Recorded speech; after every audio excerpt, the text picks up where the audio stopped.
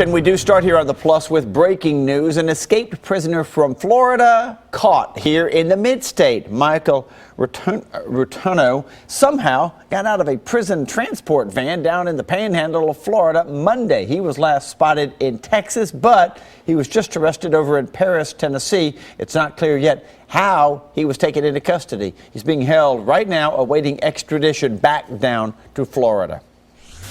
New this morning, a Fort Campbell soldier's behind bars after admitting to having an inappropriate relationship with a teenager. Hopkinsville police arrested Michael Merritt on post yesterday.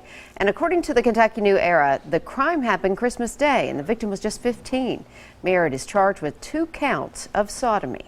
Right now, police at Austin Peay State University are trying to track down the man that they say assaulted 2 women on campus in the past week. We've got a surveillance video I want to show you here. That's the guy they're looking for. He's coming out of the science building. Investigators say he grabbed a woman from behind last Thursday, choked her, slapped her in the face, and then on Tuesday he touched a different woman inappropriately as she was leaving the library. Those women got away. They weren't seriously hurt, but police want to catch this guy before he does it again. He's very brazen. He obviously acts on impulse and doesn't think, because the first one happened in broad daylight. In a populated area. Officers have now stepped up their patrols on the Austin Peay State University campus. They're asking anyone who recognizes the guy to give them a call. Smyrna police are trying to identify possible victims of a disturbing crime after a man was arrested for recording women in a public park restroom. Alexander Cohen has more details on this in the newsroom. So, Alexander, how'd they find the cameras?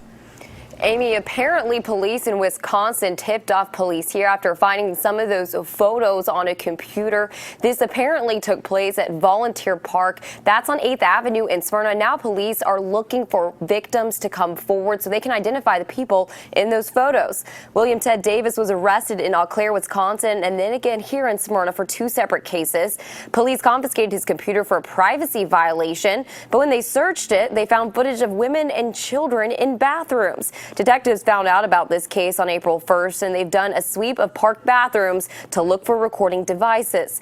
Police say it appears that Davis put up the video device and then took it down before nightfall. If you may be concerned that you or your child was filmed by the suspect, police are asking that you send them a picture so they can compare it and possibly build a case. They will let you know if you're a victim. Davis was charged with that felony sexual exploitation of a minor. He's being held on bond. Reporting live in the newsroom, Alexander Cohen, News Channel 5. Alexandra, thank you. Happening today, the Vanderbilt rape retrial for Corey Beatty may be wrapping up. The victim in the case expected to take the stand, and after that, it'll probably go to the jury to decide Beatty's fate. News Channel 5's Kimberly Davis is following this case outside of the courtroom this morning, and Beatty might testify, or do we know, Kimberly? Steve, good morning. Well, Corey Beatty very well could testify today, but it is unclear if he will do so. But we do know that alleged victim is expected to take the stand today and testify. Now, it was a very busy day for jurors yesterday. They heard from 7 witnesses. They even saw some key evidence from someone with the TBI who had DNA on the clothing from that alleged assault. Now, one witness says they saw the unconscious victim being carried away inside the room where she was allegedly raped, and the witness never said anything. Another witness who took the stand testified about the video that detectives found on his computer of a young woman being raped. Video sent to him by Brandon Vandenberg, who will face a jury in June. Lauren Miller, the victim's former roommate, testified that she was drinking with the victim at the Tin Roof the night of the alleged assault. Miller remembers seeing the victim the very next morning. The first thing I noticed was her hair was very matted. It appeared as if it had gotten wet and then been dried again, which was confusing to us because we didn't know how it had gotten wet.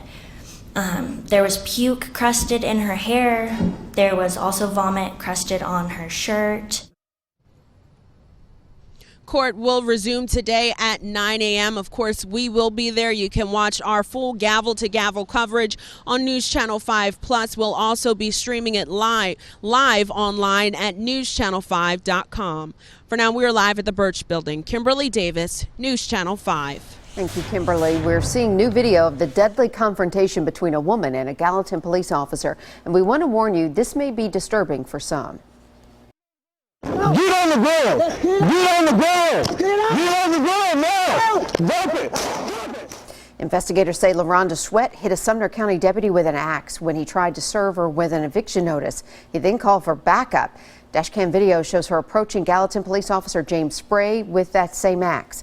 When she refuses to drop the weapon, Spray shoots her twice. Sweat was rushed to the hospital and later died.